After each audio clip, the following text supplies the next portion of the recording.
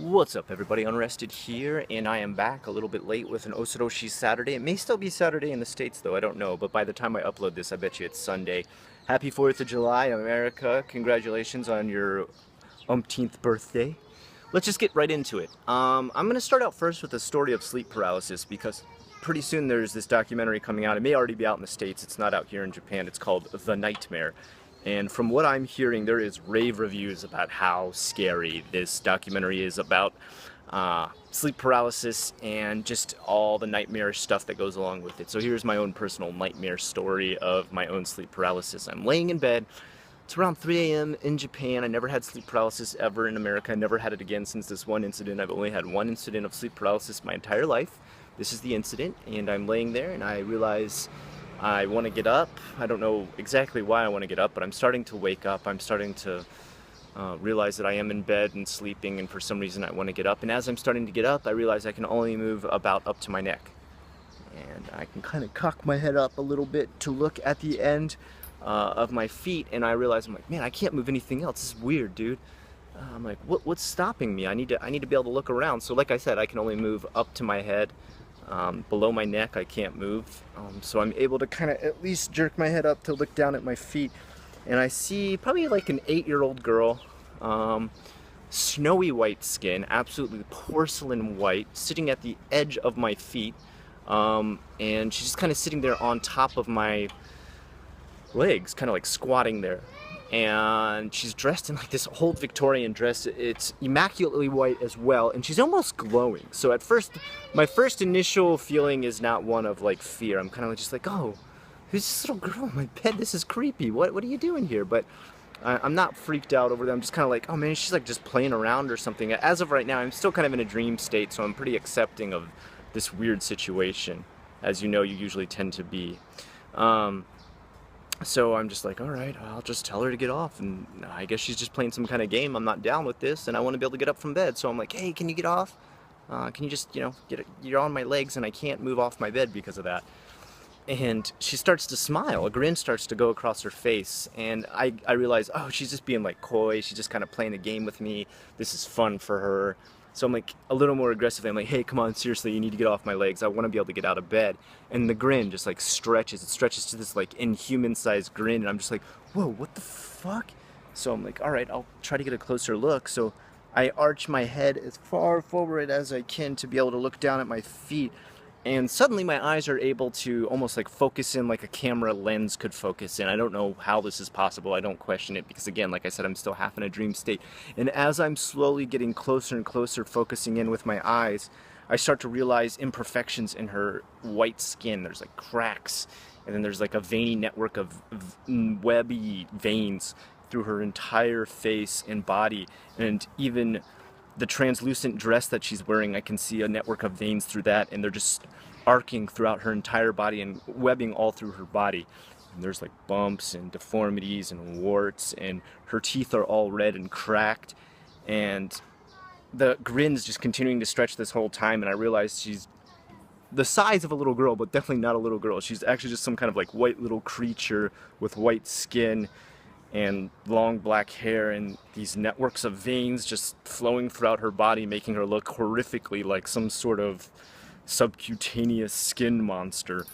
And that's where she finally screams a big no at me, and I wake up and just jolt out of my sleep. And that was my one and only experience with sleep paralysis, and it was creepy. It was not fun. I have a lot of sympathy for those of you who experience it over and over again. I can't imagine having to deal with that night after night. Our next story is a story of my friend who supposedly has said his girlfriend sees a lot of supernatural stuff. She's one of these people who seems to experience supernatural stuff everywhere she goes. And he said for the most part they're usually not that creepy. They're just kind of stuff like he's like, we'll move into an old apartment or something, and she'll be like, oh yeah, there was an old lady who used to live here. She just died of natural causes, but sometimes I see her like knitting in the corner of the room, or like, oh, there was a young boy I saw at this playground. But he said the freakiest one he ever saw, she usually doesn't have like a big freak out when she can see whatever supernatural or paranormal thing she can see. But for one time he said she had a super freak out. They had a trip they went on to South Africa, And while they were there on that trip in South Africa, they went on one of these kind of like safari trips. I guess they put everybody on a big Jeep and they go around in this Jeep. And as they're going around, the tour guide's pointing out these different areas. There's elephants living over here. There's different types of animals over on this side. There's gazelles and giraffes over here, and they can point it out in different places. And they go past this one part where there's just like these weird, like, kind of metal scrap chunks, kind of like sheet metal, in the middle of this giant field. And he said during that time his girlfriend suddenly just screams out in the middle of the Jeep, and everyone turns around to look at her like, whoa, what the fuck, what just happened? Like, and she's like, sorry everyone, sorry. And she just kind of gets herself calm and everything. And he's like, what, did you have like an episode? You saw something supernatural? She's like, yeah, but I'll talk to you about it later. I'll talk to you about it later.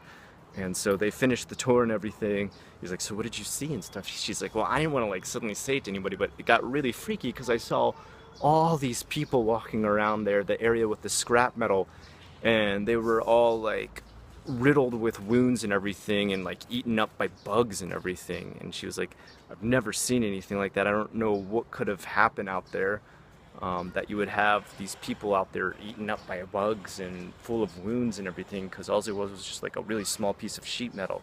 So they went and asked the tour guide after. They said, hey, you know that one place we passed by, what was that had like the broken sheet metal and everything laying in the middle of the field? I mean, that's kind of weird. There's no structure or buildings or anything out in there. It's land that's totally not been taken over by mankind at all. It's still open land for animals and stuff to roam around. And he's like, oh yeah, well, you see, the thing is that wasn't any kind of building or anything anybody had tried to put up there. There was actually a plane crash out there. A small prop plane carrying about 20 to 30 people went down out there, and unfortunately most of the people died because when they actually hit, a lot of people survived even though they had grievous wounds.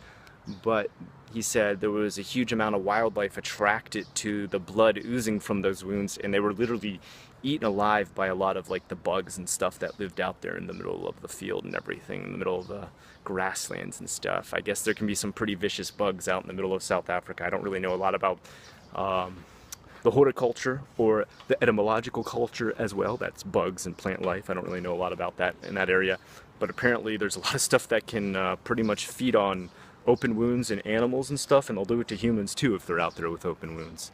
And that's what she was seeing, like the, I guess, tormented ghosts of these people who died by being eaten to death by bugs. Yuck. Okay, last one. This is kind of a shorter episode today. I got my 3 stories. They're short. My last one, I really like this one. Maybe you guys won't like it as much. I thought this one was really interesting. It comes from a friend who went on tour, multiple tours of duty out into Afghanistan. Just finished up his whole stint with the army, and he said one of the freakiest things that he ever saw while he was out there was they were guarding a perimeter to a base that they had set up. I don't know a lot of military stuff, so forgive me please if I mess up any lingo or anything like that. I know there's a lot that has to do with all the different stuff that goes on in military, but they had set up a headquarters out there in the middle of the desert pretty much, and they were guarding the perimeter of this. And for the most part, he said no one would even come close to it. Like the locals and stuff weren't close to it. Everybody knew to just stay away because pretty much they could be questioned or shot on sight if they got too close to this. They were guarding a lot of top secret and heavy weaponry and stuff like that, and I guess that's why they were so guarded on this post that they were at. And he said, so they were really surprised when one day this one guy in a turban and everything was standing out at the edge of the perimeter about 50 meters out, he said. And pretty much everybody could see him. They could all, look at him via scope or binoculars or I guess other surveillance equipment they had. They could see him on camera and stuff. They had cameras set up. They had different patrolling teams and stuff and different people on guard around the perimeter. And he said the first set of guards was like 12 people. And they all reported, they're like, dude, yeah, we can see this guy out there. And the weird thing is he had this like blue shade to him. He looked like a normal human, standing there just like kind of in middle age, I guess Eastern man out in the middle of the desert, just kind of standing there. But he was totally the color of blue, and they said he didn't move, he didn't talk. If they tried to communicate with him or say anything to him, he didn't make any kind of motion that he even noticed that they were trying to get in contact with him. And everybody was like, what the heck? Is this for real? Is this guy really out there? And so they said, you know what we're going to do is get a helicopter team to get above him and kind of see what this guy would be up to. And they said they got out there and there was nothing around there that would even be something he would be interacting with. It was like just plain desert. So he's not like looking for something out there with some sort of animal or pet or family member or doing some sort of odd job out there. It's just this blue kind of middle-aged figure standing out there with this weird shade to him. And when they tried to communicate with him, he started to move, and when he moved, it was kind of like him walking, but like walking in place. This was the creepiest thing he ever described to me. He said they would see him walking in place, and his knees would bend as he would walk, like you would, like as if you were walking in place or doing like the Running Man dance, right? But they said his knees looked like they were broken, and when he would walk, they would pop out forwards like normal, like your knees would normally pop up as you walked, but then they would also pop backwards and pop the joint the opposite way, like his legs were breaking backwards and forwards as he walked in this weird motion that he never actually moved at all, though. He stayed still in the one place. So he said it almost kind of looked like this weird projected hologram that was having this weird leg stuttering pop as it walked forward without actually moving anywhere, and like his bones in his legs were breaking backwards and forwards. Super creepy. And he said he can confirm that he saw this. He's like, you know, if I just saw it by myself, I probably to this day would say no, it was bullshit. I was either like dehydrated or, you know, PSTD or something, because I saw a lot of crap while I was out there. And he said, but for the most part, honestly, I have to believe it because multiple other patrols and perimeter guards saw it too. And they all said they could see the same thing. So that's his story. I don't know whether or not, or what exactly that could even be. You know what? I would love to hear in the comments what you guys would think this weird thing would be. He said eventually it did disappear. It just kind of faded into non-existence, not walking off or anything like that, just stopped showing up after a while. And it was some story that they still talk about to this day with the unit he was out there with. So what do you guys think that could be? What do you think some of these other things could be that we talk about? We discuss a lot of weird supernatural paranormal sightings that people have, and we all are kind of confused as to what they could even be.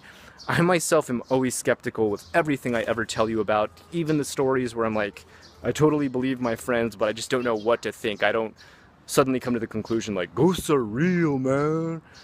Anyway, I'm gonna start something pretty soon. I want to just kind of make an announcement. There's some people around Osaka looking for some supernatural areas to explore. Apparently there's a store, Big Camera, which is pretty famous. Apparently there was a big fire there one time and a lot of people died. And the elevator there is supposedly haunted. So I'm going to go out to one of these areas. I'm going to try and start to go out to a lot of different haunted areas for some of these videos and check them out and record it. Obviously, that's the most important part, record it while I'm out there. Kind of gathering a team though of people around the Osaka area. If you are in the Osaka area and you are interested in being in these videos or coming along with me, let me know, because it's fun to do it with a team, I guess, you know. We're actually going to try and speak Japanese to ghosts. We're not going to try and shout at them in English or bully them like some of these weird ghost shows that go to other countries and they're like, we couldn't communicate with anybody because we spoke in English the whole time and shouted and tried to bully ghosts. We're going to go out there with a skeptical mind. Nonetheless, we'll do our best with the knowledge that we have of ghosts and stuff like that. If you're interested, you know, just PM me, let me know either on Facebook or PM me here on YouTube. Until next time, I am Unrested. This was Osoroshii Saturday, and I hope you enjoyed everything you did. If you did, please like, comment, and subscribe. As always, I am Unrested. Have a good one.